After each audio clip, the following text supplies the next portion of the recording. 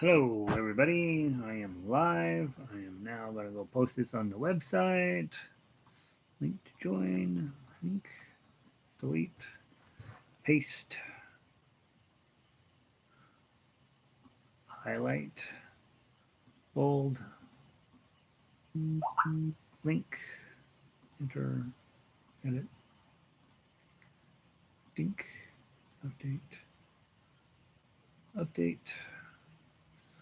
Wait for it to update. View the page. And go roll back down. Hit clink. And there I am. All right, so we're all set. And we'll wait just a few minutes here to let everybody get settled in. And then we'll play some music. Somebody just texted me. That's usually a sign that I have forgotten something. I think they let us back in this one. I've been busy, but next week, officially summer for me. All right. Awesome. Amanda's going to be taking some ukulele lessons. Ukulele, I think, or guitar. I'm not sure which. All right. Let's see. What time is it? 2:30. We'll wait 2 minutes. We'll start at 2:32. Is when we'll start. So we'll wait 2 minutes. We'll let everybody. Got the little widget up here. Busy people logging in. I have my Starbucks today, which I got up really late. Iced venti Americano with cream. I used to get lattes, then I found out I can save $1 per pop just by going with an Americano and adding some cream. So, hi Elizabeth, welcome in.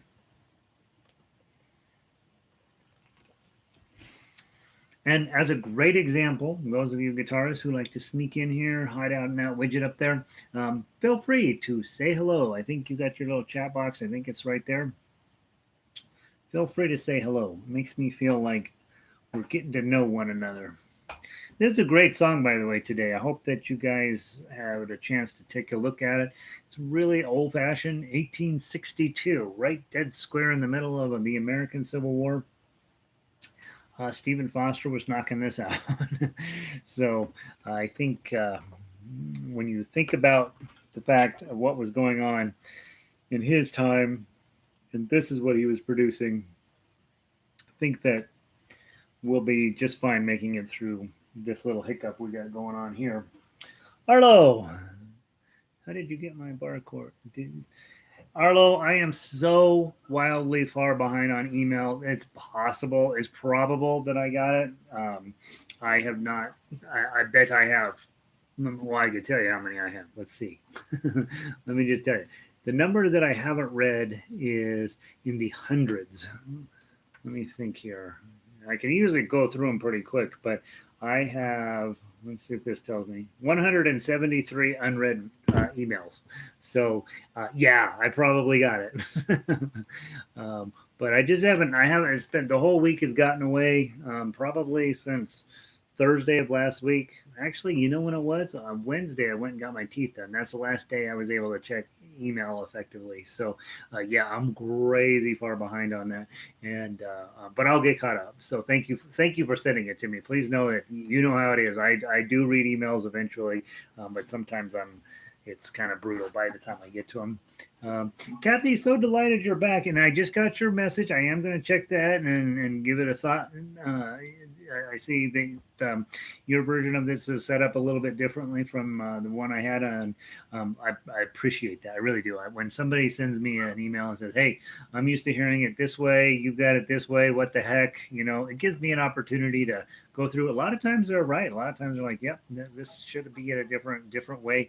And I'm always delighted to check on that. For the most part, I usually, when you're doing an arrangement, you usually are going off of a pre-existing something or other. And once I get my arrangement in, I usually just get rid of the pre-existing thing, so I don't get overly influenced by what it says. I try to just get the melodies typed in, and then get the chords on there, and then get rid of the paper because I don't necessarily want to be influenced by another arranger. Um, but sometimes the melody is different from the way you're used to hearing it versus the way I'm used to hearing it. To my ear, it sounds okay, but you have obviously taught this song a lot more than I have, probably, and so I'm delighted to take a look at that. I'm going by how the Beatles sang it, yeah, yeah. That's the other thing, right? Is that I'm going off of my idea of what the Beatles probably thought about singing rather than what they actually sang, and so, but yeah, I'll absolutely double check that and have no problem with making some changes to it if we need to. So, may not do it for Friday, right? Because sometimes having two separate, completely different pieces of sheet music out there is not necessarily a great thing. But I'll definitely take a look at it, and if it needs fixed, we'll fix it. So, all right, guys, we're in here. We got a bunch of you already said hi. I know you're here. We are going to be working on a Stephen. Oh wait. Bum, bum, bum, bum, bum. Hi, my name is Gary. I am a guitar teacher. What am I right now? I'm a guitar teacher for the moment in beautiful, historic Grant Avenue Theater. I'm up here on the mezzanine in my broadcast studio, and I have the best window in the entire building. It looks out over sort of South Denver, Wash Park area.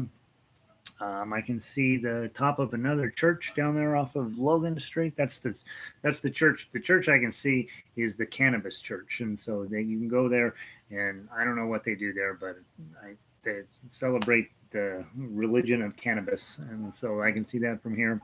Mostly, I can see into the back balcony of this weird house next door, and it's just a pile of junk. So having the best window isn't necessarily meaning you have the best view. Uh, I am going to work with you guys today on the song Beautiful Dreamer. It is written in 1862 by one of my favorite guys, Stephen Foster, and he wrote it in 9/8 time, which means you have to be really good at counting in order to pull that off. It turns out it's just fine in 3/8 time, which is way easier to play and way easier to count. And so I put it in 3/8 time.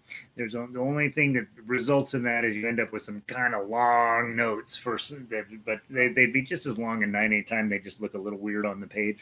And the nice part about this song is once you get the big idea, it's very limited in terms of chords and music theory and all this stuff. It's a pretty straightforward piece of music, and which means you can make your guitar sound really, really nice without a ton of work. So I'd like to go through all of the pieces like I usually do. We're going to go through, talk about chords, then we'll talk about playing the melody, then we'll talk about our arpeggio. Well, I usually do chords and arpeggios. I usually do those together, and then we'll wrap up with playing the tough acts at the end of the day, and hopefully it'll make some sense. I am playing my vintage 1940s classic guitar, which probably would have been sold at Sears or J.C. Penney, one of those back in the 40s, probably. It is a classical guitar, nylon strings on the bottom, metal strings on the top. It is got a plywood top, and because the plywood is 40 years old, it actually sounds pretty good. I don't recommend using a guitar that your friend finds in the basement as your main guitar, but I like this one. And it fits me. It's a little bit smaller than a full-size guitar, which makes it a little easier for me to get my fingers into all the frets. It's also lighter than a lot of guitars out there. A lot of you go to a Guitar Center, the guy is going to say the biggest, heaviest guitar he can talk you into, and they sound great. The problem with having the biggest, heaviest guitar is you have to learn to hold on to the darn thing, and that's not necessarily what we want to do all of the time. Sometimes just having a nice practice session with a easy to get along with guitar is the way to go, and you might be willing to sacrifice a bit of sound quality for that.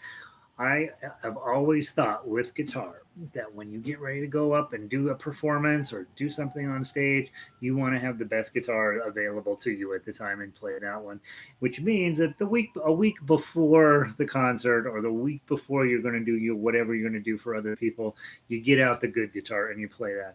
The rest of the time, the other 99.5% of the time, you should be playing on a guitar that's easy, that's just easy, right? And so you're a little less worried about sound. The guitar is going to pay you back with beautiful sound quality. But I run into a lot of people, especially in my community classes that I teach at the cultural center. uh, they will walk in and with all the belief in the world that they want to play guitar, and then when they sit down and they can't even hold the darn thing, it becomes this kind of very demoralizing situation. So, when you are thinking about your guitar, one, is it the right size for you? That's one question. And two, are you holding it correctly? Is it paying you back? Should you be wearing a strap? Sometimes yes, sometimes no. Are you playing it in classical position, or are you playing it in Western style? All these things come into play. I don't think. I imagine. I imagine that there are instruments that are as equally as demanding on posture as this one, but there aren't a lot. This instrument really is about holding it correctly and letting the tonality of the instrument itself will be affected by how comfortable you are as a musician holding the instrument. And so, give some thought to that. If you're not happy with how things are going, be thinking about, do I have the right guitar? And then if you're not going to get a different guitar, then what can you do to make holding yours easier? And so, as I talk about in level one, is hey, 60-degree angle drops down between your legs, up against your body, neck, shoulders, back, all just very, very comfortable. Should be as little as possible tension in all of those areas. When I'm playing, my arm basically goes straight across, and my claw position is right here. Even if I'm strumming, I've got a nice, as little tension in my arm as possible.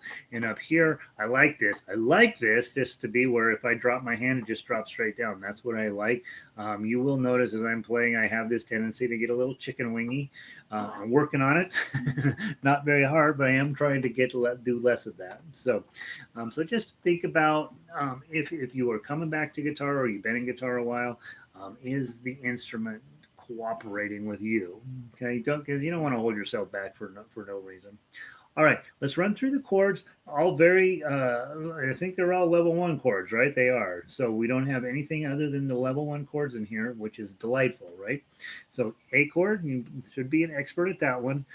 Fourth string, third string, second string, everybody crammed up into the second fret. Okay. Then you get your D chord, index finger drops down one, middle finger on the bottom string, ring finger on the second string and the third fret. Usually just play 4 strings. You can play 5 strings. It'll sound fine, but 4 is best. Okay. E chord, slide your index finger back 1 fret, and then this guy goes on the 5th string, ring finger on the 4th string. You can play all of the strings with this one. And you'll notice sometimes my finger will tuck under here. I'm not recommending you do that. I do that to try to hopefully make it easier for you to see something. Your fingers that you're not using should be hanging out right above the strings, just poised and ready to strike. That's where your other fingers you're not using should be hanging out, is right there. Okay. A, D, and E. Is that it, guys? I think that may be all of the chords. 3 chord song. When you are going through life, you realize quality 3 chord songs. Lots and lots of 3 chord songs. Quality ones are a little harder to find. This is one of them. This is a really, really beautiful tune. Okay. Let's go down to measure 13. We're going to just play through at one time. We'll play through. We'll ignore all the repeats. And we'll go all the way down to 46. Okay, so just ignore the repeats. We're just getting comfortable moving our chords around, and then the other thing we're getting comfortable with is making sure we have a sense of how the melody flows. Okay, so from measure 13, I'm going to count in 3, and then we're going to go 1, 2, 3. Beautiful dreamer, wake unto me. 2, 3, 1, 2. Starlight and dewdrops are waiting for thee. I'm going to start again. I wasn't even close to the melody. Beautiful dreamer. Let's see. How we go. Beautiful dreamer. That's what I need. Beautiful. There's a note. Beautiful. Let's try it again from the top. Thank you, Kathy, for teaching me that method. That has saved me a lot of heartache. 1, 2, 3. Beautiful dreamer, wake unto me. 2, 3. 1, 2, 3. Starlight and dewdrops are waiting for thee. 2, 3. 1, 2, 3. 1. Keep going to the pass through. Repeat. Beautiful dreamer, queen of my song. 2, 3. 1, 2, 3. List while I woo thee with soft melody. 2, 3. 1, 2, 3. Gone are the cares of life's busy song. 2, 3. 1, 2, 3. Beautiful dreamer, awake unto me.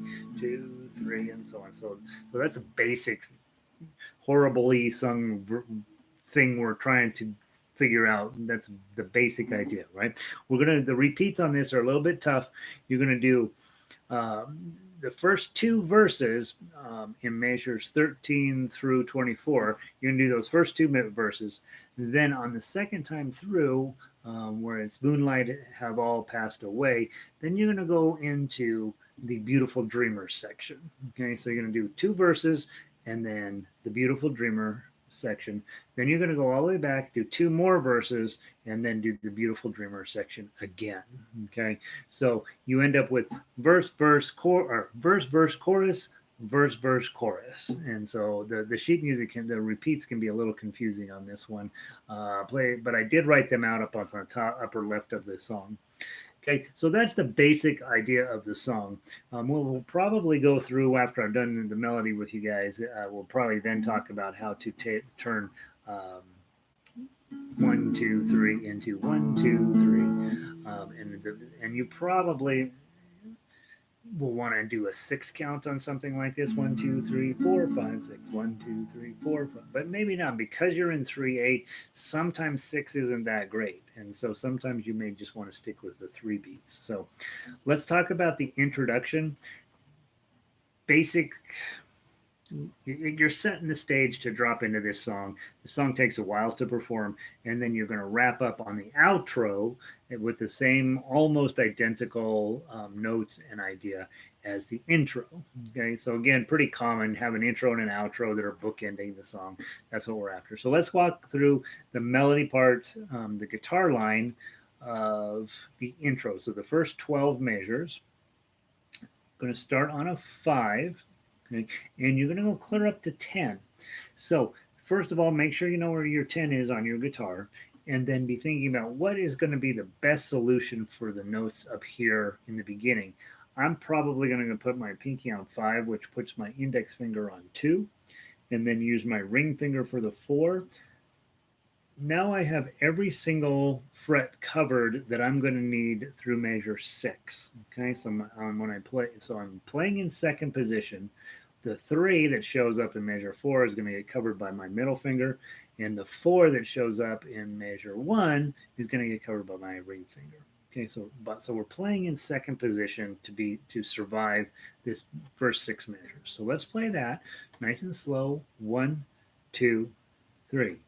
5, 4, 5, 0, 2, 3, 2, 3, 0, 3, 0, 2, 2, 3, 1, 2, 3. Now, we're playing it very slow, so it feels like those notes last forever. They don't, because you're going to speed this up eventually, but that's the idea to getting comfortable with which fingers you need to have go where. Play it real slow. Let's play it one more time, a little faster. 1, 2, 3. 5, 4, 5, 0, 2, 3, 2, 2, 3, 0, 3, 0, 2, 2, 3, 1, 2, 3. Now, you're going to have to pull your eyes off the paper in order to do this. So this little section here, you're probably going to need to just memorize. You're going to hit that 0, then your pinky on 10, 10, 2 nines, a 7, probably with your index finger. I slide back to get the 6. That's what I do, but you could also hit your 10, 9, 9, and then slide your 7, 7, middle, 7, something like that. You find the way that works best for you. But I like to 0, 10, 9, 9, 7, 6, 7, 2, 4, 2, 4, 4, ring finger, 2, 4, 5. Okay, so let's play those first 12 measures. And again, you're thinking about what fingering system is going to work best for you on this, because you are going to end up having to slide. No matter which finger selection you choose, you are going to end up doing a little bit of sliding around to get either the low note or the high note. Okay, so from measure 1, let's go from the very top through measure 12. 1, 2, 3. 5, 4, 5, 0, 2, 3, 2, 2, 3, 0, 3, 0, 2, 2, 3, 1, 2, 3, 0, 10, 9, 9, 7, 6, 7, 2, 4, 5. I blew it. Let me go back and do it one more time. I made a weird finger choice. I decided to go down and play the 2 with my middle finger, which is what I typically do, but it makes a lot more sense to play this one in second position. From the top, one more time. 1, 2, 3. 5, 4, 5, 0, 2, 3, 2, 2, 3, 0, 3, 0, 2, 2, 3, 1, 2, 3, 0, 10, 9, 9, 7, 6, 7, 2, 4, 5, 2, 3, 5, 2, 3, 5, 2, 3. So that's a big old long piece of melody there. And if you're playing with a singer, they're going to want that. They love those 9 beats of pulling that song through. Now there's no lyrics here, so that's not true in this situation. But boy, give a singer 9 beats, and they're going to take advantage of that. All right, so that's the intro. Bum bum bum bum bum bum bum bum. Okay. All right, now let's play the lyrics. So close to already by playing the intro, you're already pretty good at this song. I would say you want to play in second position.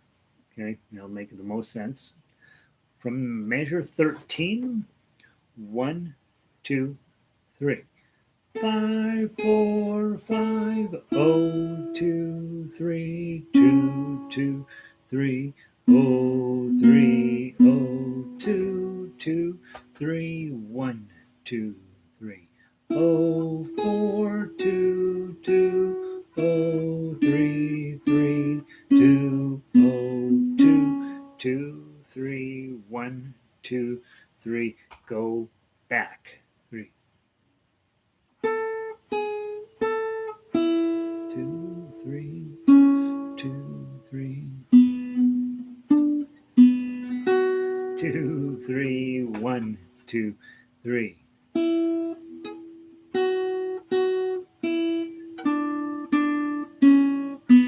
1, 2, 3.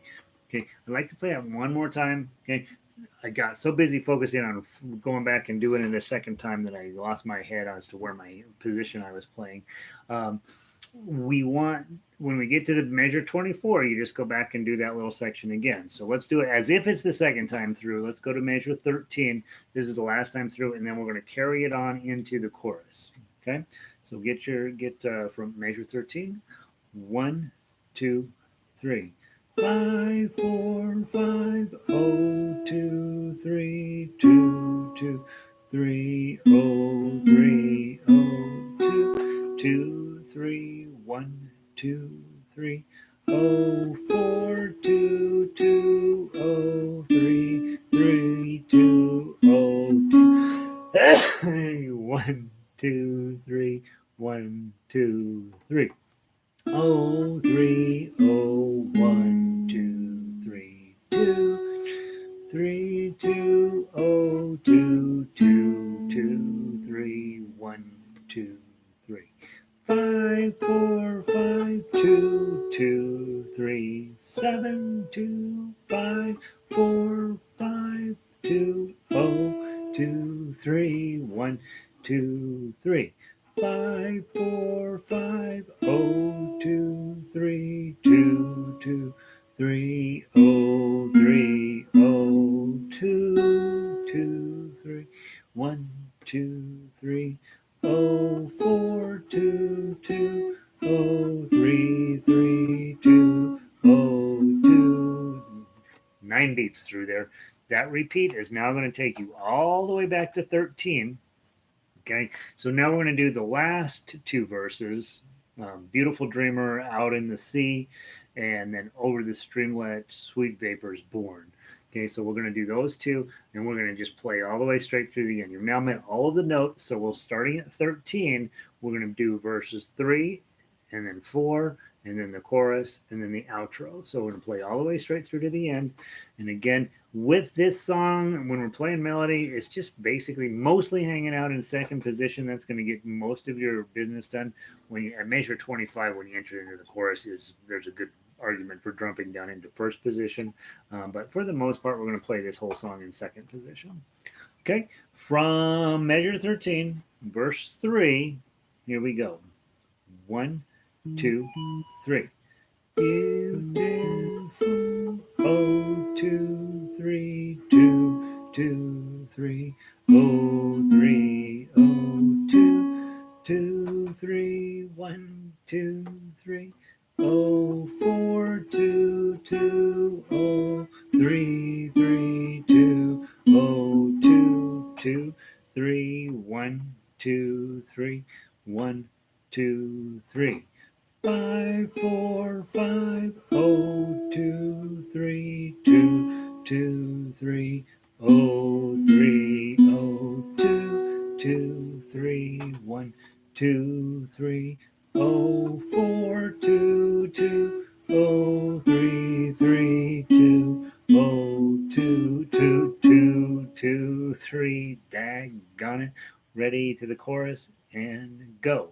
Oh, 3, oh, 1, 2, 3, 2, 2, oh, 2, 2, 2, 3, 1, 2, 3, 5, 4, 5, 1, 2, 7, 5, 4, 5, 2, oh, 2, 3, 1, 2, 3, 5, 4, 5, oh, 2, 3, 2, 3, oh, 3, oh, 2, 2, 3, 1, 2, 3, oh, 4, 2, 2, oh, 3, 3, 2, oh, 2, 2, 3, 1, 2, 3, go to the outro.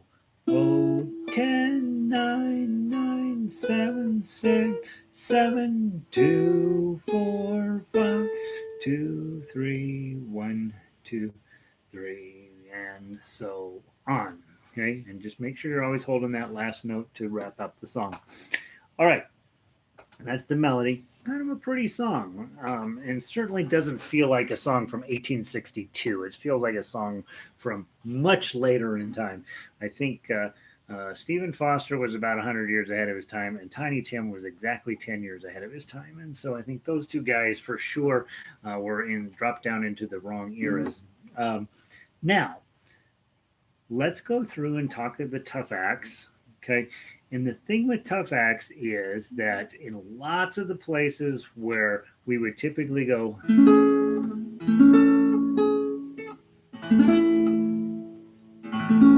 just going to let it run. This is the time for those of you guys that are playing at that next level to do a little bit more. You've got this song moving along at a very slow pace. This is a song you can set at 80, which is very slow, but you could probably play this at 60 and still make it sound really beautiful. But when you have these moments when you're going to go blum, you might want to think about going in and tossing in a few little extra notes there just to fill up space. So you might end up with something. Um, as fingerstyle players, we like to do the chords, we like to do the melodies, and whenever there's a long note, we like to toss in some arpeggio notes just to keep the song moving along. So what's written on your paper in measures 1, 2, and 3 is 2, 3, 2, 3. That's what's written. Okay? What you might think about if you're playing at a higher level is saying, hey, I'm going to go ahead and claw my way through this and I'm going to add in some extra notes. So I might do this.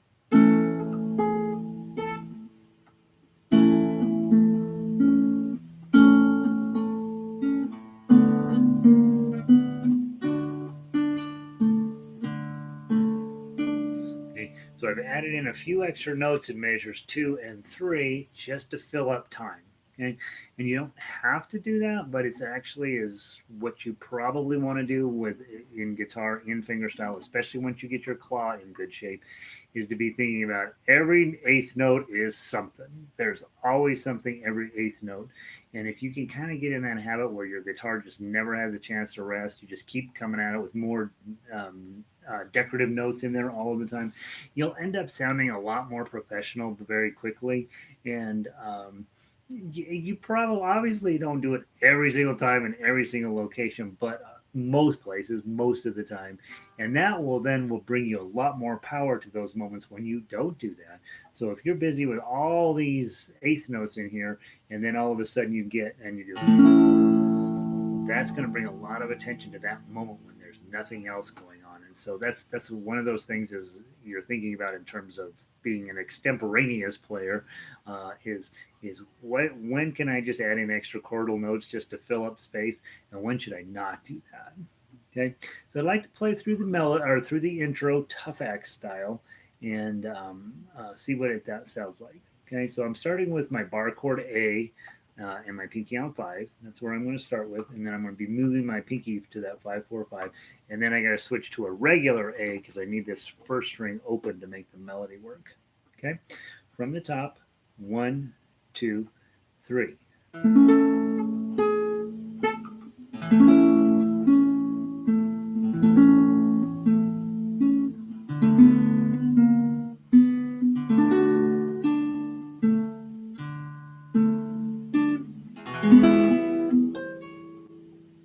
didn't get the 10.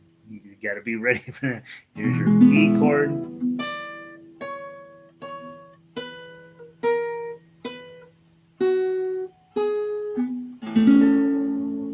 That's what we're going for.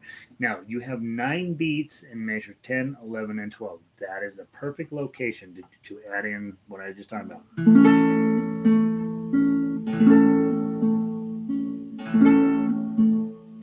then go. Okay? Just so that you're not, because otherwise this seems kind of weird. 1, 1. That's what I would do if you're here and we're on level 3, we're just getting comfortable with tough acts. That's probably what I want you to do. But those, as I know who's logging in here, you guys are a little bit higher level musicians for the most part. Don't know who everybody is up there, but the big idea is that you are thinking about, all right, I got a big old long note here. I got this dotted quarter note and I'm playing at 60 beats per minute. I got some time there. Just while you're holding that chord, grab some other strings and it'll sound fine. From the very top, let's do just those first 12 measures and then we'll proceed into the song.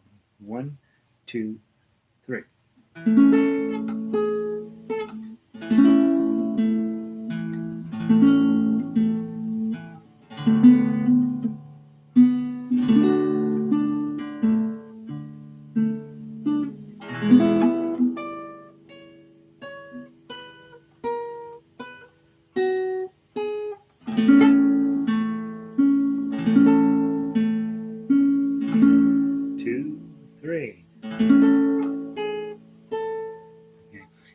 to start the song.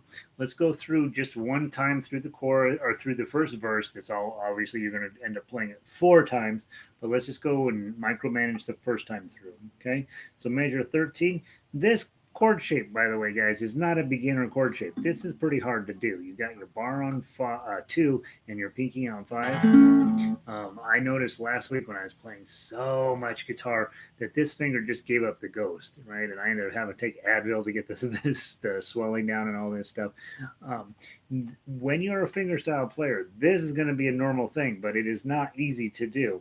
You're going to end up with this pinky doing all sorts of stretching and crazy stuff that it's got to be grabbing melody notes all over the place, and it's a lot of times your pinky gets overused in there. So if you're playing a lot and you're finding that one of your fingers stops cooperating, stop playing for a little while. Let the muscles and joints and tendons and all that stuff, give it a little rest. Let it not don't let it become a point where your fingers aren't cooperating because you think that you need to get this song studied in.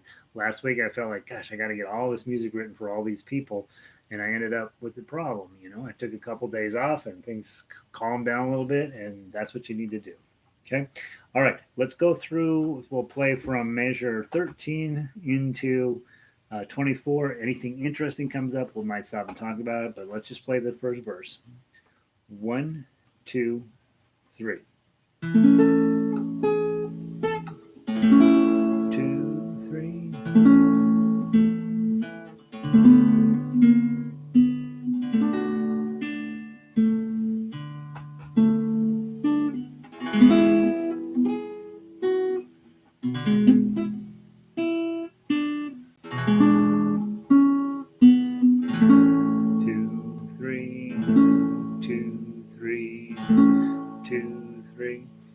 I got busted. I was so busy thinking about too many things.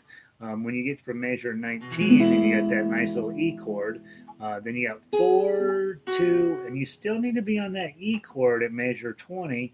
And so probably you're going to be thinking about, all right, I'm going to get my E chord on, go grab that 4, 2, and I got to get my E chord right back on and tuck my pinky under to get the melody note to get that 2.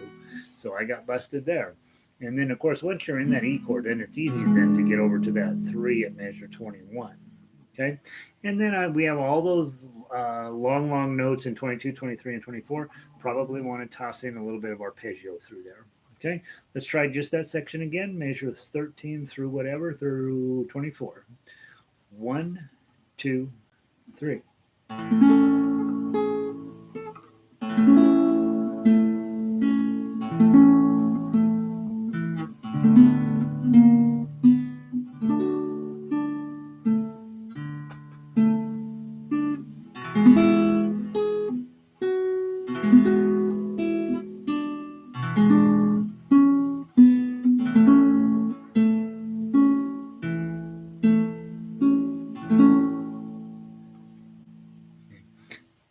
Measure 24.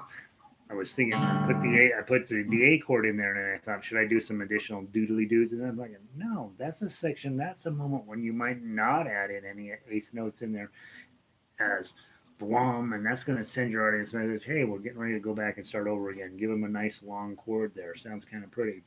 All right, so that's the chords or the verse section. Now let's go on to the chorus section. At measure 25. Let's play through that. 1, 2, 3.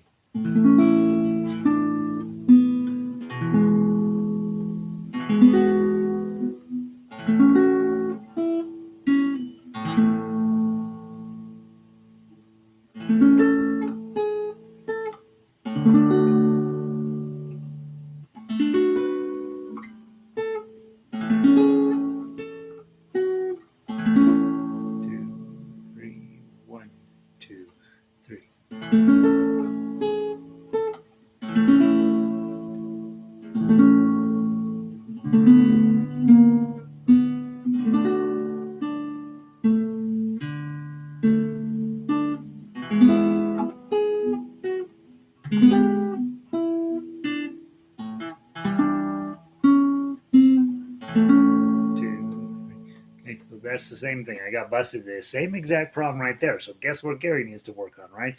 Getting that E chord on, and then being able to play the 4, the 2 again, the 0, and the 3. Okay, and so that's one section where I keep blowing it. I now know exactly where I need to work, which is really nice. Okay, that's that section, and then of course the ending is fundamentally identical to the beginning for the most part. So let's go ahead and play the whole song, and then we'll call it a day. Hopefully this song is making mostly sense to you. Let's finish. Let's play it. Let's finish strong. Right? We'll see how close we can get it. Again, not fast. Take your time. From the top. 1, 2, 3.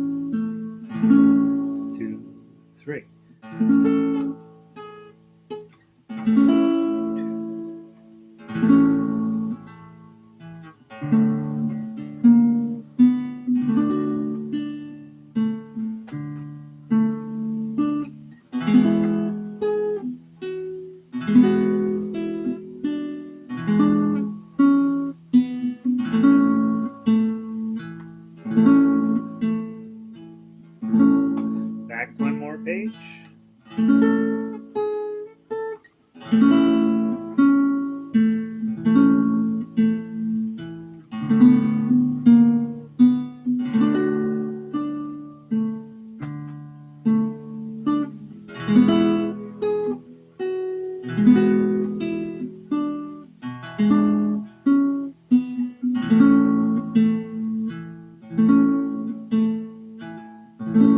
Onto the chorus.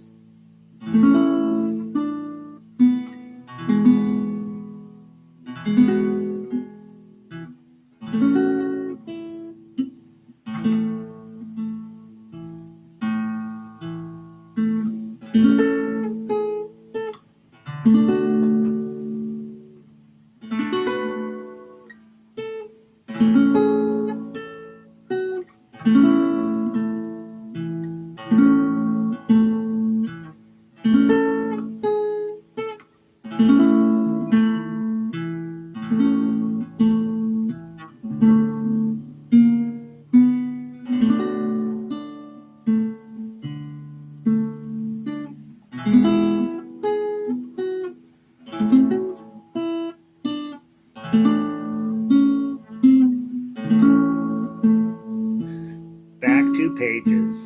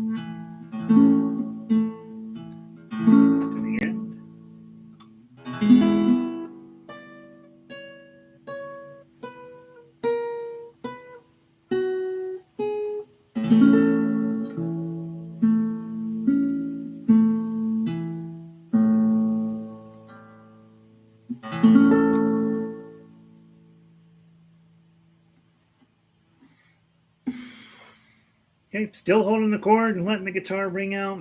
That's it. There you go. Hopefully you played well. Hopefully your hand isn't hurting. There's a lot of stretching, a lot of whole bunch of this guy, right? And feel pretty good about that arrangement. I think that sounds nice, right? Thanks, Kathy. So there's the one thing to work on. Again, don't work on it so much that this pinky starts to fight back. Right, the minute your pinky says, "Hey, I'm done for the day," let yourself be done for the day. That's one thing I worry about on this finger style play. You end up being so stretched apart that you don't want to cause yourself any kind of physical injury. And then you get the strength and the flexibility in there. Then you can start playing longer and you can start playing classical and all that stuff. Let's see, my hand is hurting. Used to be. Yeah, especially those of you guys who've done a little bit of ukulele, we go to guitar, everything's like this, and you thought it was bad when you were on ukulele and things were like this, right? I mean, think about the distance. The distance, and this isn't even a full size fretboard. The distance from here to here, that is a long way, and your hand is got to get it right in order to get clean tones. And so, yeah, it's gonna wear you out. And so, don't overdo it. Okay, that's incorrect that you should be suffering from music. Music should suffer for you. That's the life lesson that we get. All right, kids, that's enough for today. Lots of opportunity to ad lib on this one. Yeah, right, Arlo. Because some of you guys don't know Arlo. Arlo is a tremendous, super high advanced level player. He's working on some new stuff that maybe he hasn't had a chance to work on in the past with me, and really knows his bar chords and all this stuff. And this is one of those songs where you can say, all right, the chord structure is not complicated. The melody itself is real pretty, gives you a lot of opportunity to do some fills. And so find those moments where you're holding the chord and you've got an opportunity to add in some stuff. You can really make it sound very, very professional and very high level and very beautiful. And you have a song. The other nice thing is you got a song that nobody knows anymore. And so you've got something that sounds really, and people are going to be like, what is that? That sounds really nice. So, all right, kids, good to learn something new for sure. Well, Kathy, you're learning a lot. I hope that I'm hoping I'm teaching you well, because I know you're a great teacher as well. So, Elizabeth, good to see you. Arlo, Kathy, whoever else was hiding out up there in the widget. Thanks you guys all for being here. Have a wonderful night. Tomorrow we downgrade to something a little bit easier. I'm trying to remember what we're playing tomorrow. We'll go to Buffalo Gals. So for some of you, that's too easy. For some of you, it's just dead on exactly what you need. 2 chords and a really great melody. We'll play through it quite a bunch of times. Should be fun to do. If you haven't subscribed, subscribe down here. If you haven't, thumbs up. And I will see all of you tomorrow at 2:30 for Buffalo Gals. Have a great night. Thanks, everybody.